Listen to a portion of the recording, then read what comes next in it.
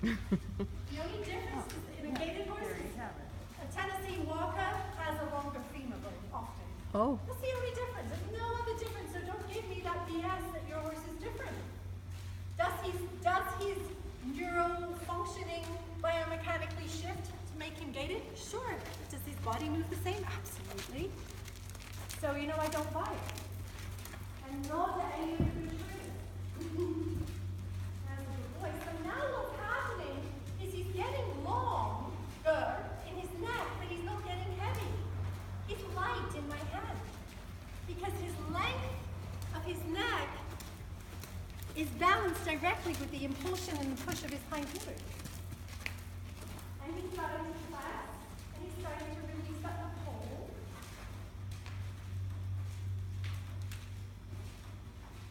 So every time she comes, someone needs not to ride. So Yeah, she can ride a yeah. horse. And now I'm going to say, can you do a little shoulder floor? This is a great demo. Good boy. Uh-huh. I'm going to do a tiny little turn.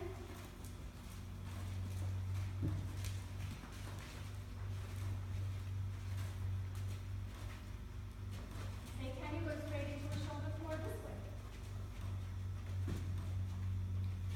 Good boy. Now can you go into a turn on your horses? And now can you walk the 3/4 line and leg you up to the rail? Good boy. Now can you do hunches in?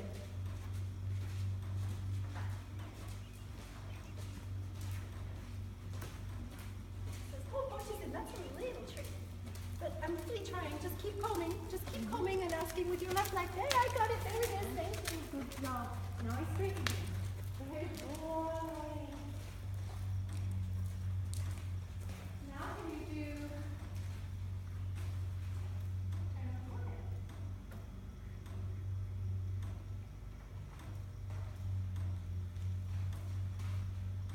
Without getting bracy. So he gave me 2 strides, and then I got bracy. So now let's give you some homework, okay? Okay. Specific homework for you. Like that wasn't enough. Yeah, I thought this tape was my homework. These are all the things you have to have in place in order to do the homework, Okay. okay? It's the pre-homework. Okay, so what we're going to do is exactly the same as we did today on the ground. Okay. So you understand how to work with the pole and the shoulder release and the base of the neck. Yes. You basically just did that. Okay. Now what you're going to do is take those principles, and ask him to move one leg over behind in front of the other one. So let's see what he does before I talk you through it, because then I'll have to tell you what to do, because I've got to figure out what his MO is. So what I want is his left hind to move in front of his right hind. So I'm going to pretend I'm standing on the left. So that means I need a left rotation. And because I've already done the work on the neck and the pole in my writing, I've got a nice little bit of softness here. And what I'm going to do is, maintaining my core, I'm just going to let this part of my body say whoa to the front end. And if he starts to creep forward, my hands float up a little bit. No, no, no, no. That's not the choice I want you to think about. This leg is just there so that his shoulders don't move. And my left leg is going to say, move your left hind for me, please. No, not your front legs. Come up a little. There you go, good boy. Yeah, I got a left hind. Okay? Perfect. No way. Head come up, yeah? But I know I'm going to keep working on that piece. So now what I'm going to do is say, good boy, feel what it feels like in your entire body now to walk forward now that you just did that. And I'm going to remember all the principles that I just used for here. If I have to help him out with the neck and come up a little bit, because again, I want to come back to softening and flexion. Good boy. Okay, so what was different about that transition? I saw him shift his weight back. What's that? I saw him shift his weight back before he Yeah, moved off. he did. And you notice how deliberate he walked off? Yes. Yeah, it was nice.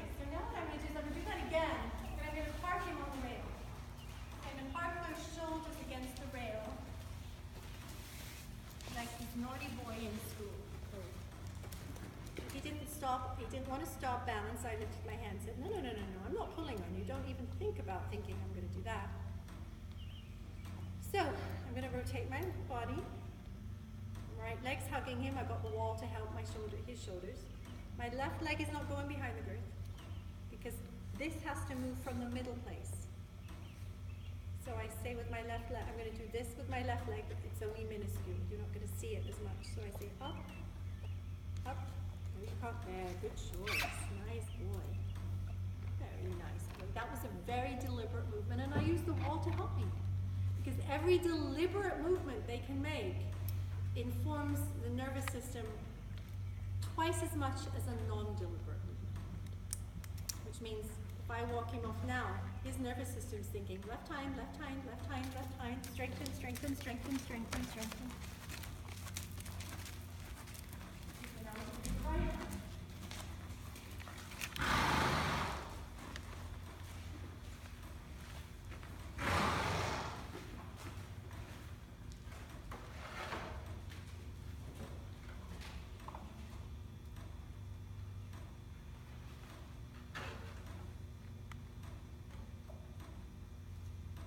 Short my reins a little bit more this side because this is his tighter side and I already felt him want to do this. So I'm not shortening and pulling. If you notice I'm shortening and putting my hands out in front of me. Instead of being here, I just have a little bit more leverage if he is to go up. If he doesn't know right now to put my reins on here. So we get caught up on the reins being too short. The reins are no shorter here than they are here. It just depends what I do with my hands.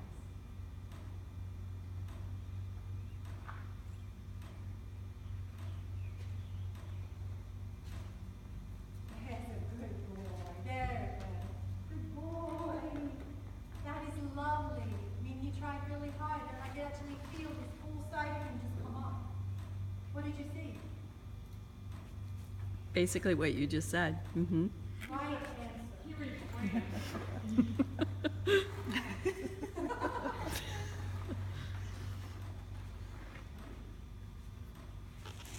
he said, oh, but that leg's kind of a little tough. And needs a little more help here. So right away his head's up. So I'm going to say, hey, let me help you with the front end a little bit now. Okay? So I'm not going to forget the front end just because I've done the work on the back end. He came up and he's bracing a little bit now because I used a little something back there that he got used to working. So now I say, hey, can I help you again? Your gentler, walk back, rotate, home, find that softening again. Good boy. He's like, oh yeah, thank you for reminding me that I can release my neck. I'm like, good boy.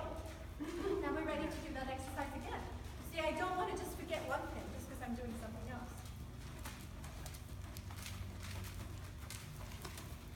But ultimately, I want him to be able to do all of it.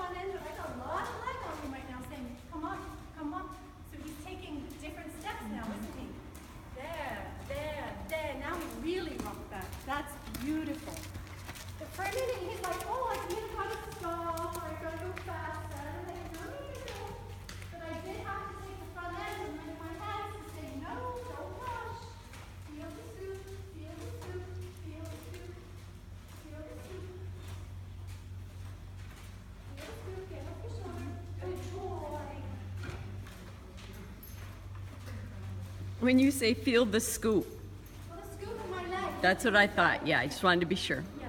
Mm-hmm. Yeah. Feel the scoop. Feel it. There. What am I asking? What am I asking?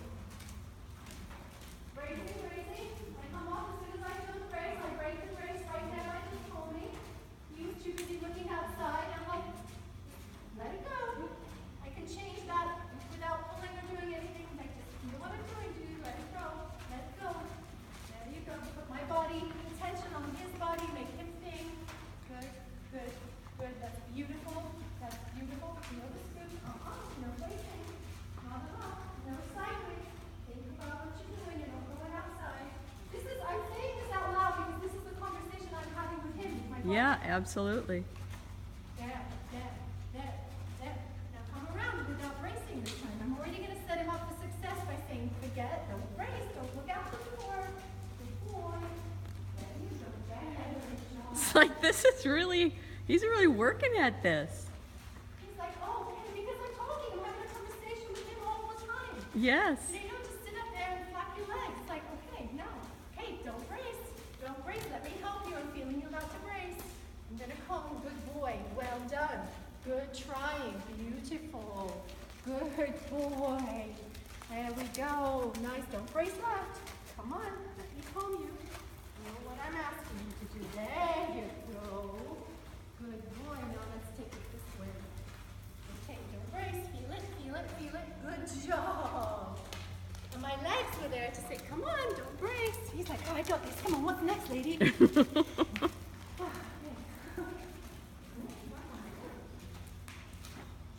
right, any questions so far? This is a goofy one, but when you did a turn on the forehand and a turn on the hind quarters, we don't look for them to pivot or keep feet stationary. We actually would like them to do small, like in a turn on the forehand, small steps in front as their hind end is coming around. Yeah, We and don't they really want anything pivoting. No, but somebody just put it, he'll be fine. But the thing of it is, you have to start with, again, it may take them a while before they can get to that place. You have to start with what they can do. First of all, you want to be happy that they're keeping their shoulders stationary and they can get the hind end to move. Then, as that starts to move and you free up the body and you start to be able to get them to stay long in front and released in front, then the shoulders will start moving like this. That's how you teach them. But ultimately, if you've done your groundwork, you got it. If you do what we did this morning, you'll have that. I mean, that's how I teach my horses advanced dressage. Piaffe in the spot is doing it on the ground first because I'm not encumbering their bodies. And I can fix them a little bit or rebalance them on the ground. So, that was like really uncomfortable on my bum. So hindquarters first, right? Then we want to, God, my legs are shaking today. I need to stretch. Then we want the front legs, right? Just like we did on the ground. So, what am I going to do? Let's see, we want the left front to cross over the right front. What am I going to do? Well, you'll shift his weight back. How am I going to do that? I would be sitting properly, and then I would pick up the reins and I would lift the reins. It seems like that's how you were getting the bascule, was like you would take the reins and then get him to shift his weight back. Okay, yes. But, okay, and not but. I first want to say, what are you capable of when I just put myself in the position? He did it himself. You see? I didn't even have to do that this time because all the work we've done just now, he's like, oh, you mean you want me to? He's shifted enough that all